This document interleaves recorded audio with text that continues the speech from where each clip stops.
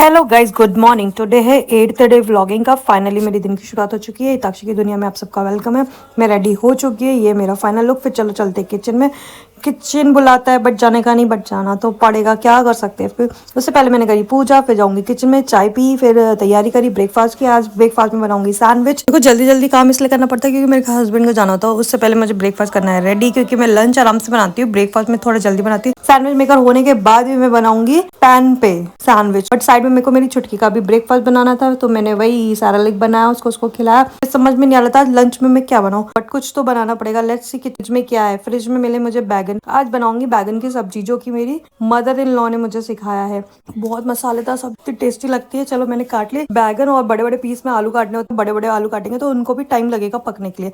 जब तक मैंने सब्जी काटी, मैंने सोचा चलो साइड में मैं आटा भी लगा के रख देती हूँ। आटा को मैं थोड़ी देर गला के रखती हूँ, जिससे रोटियां बहुत सॉफ्ट बनती है। उससे पहले मैंने बनाई, आटा लगाने के बाद मैंने बनाई सब्जी। सब्जी के सारे मसाले निकाल लिए, मेथी, जीरा एंड राई, ये सब रख लिया एक साइड में, क्योंकि ऐसा होता है ना, मैं कभी कभी भूल जाती हूँ क्या डालना क्या नहीं डालना। ये है अमचूर पाउडर। फिर रखा मैंने कुकर को देखा गर्म हो गया, फिर डालेंगे ऑयल। कुकर में देखा कि ऑयल गर्म हो गया। जैसे ही ऑयल गर्म हुआ, मैंने डाली मेथी का दाना, राई, जीरा, सब कुछ उसमें डाल दिया।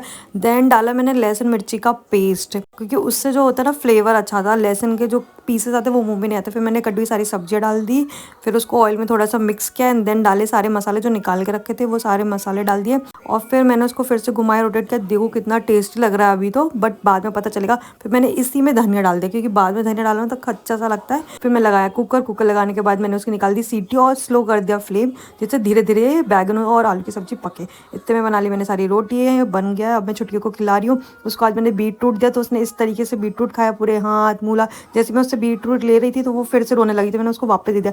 उसने इतना गंदा कर दिया था कि पूछो मत। फिर मैंने लंच पैक किया। लंच में आज थी रोटी, बैगन आलू की सब्जी, नमकीन एंड बीटरूट।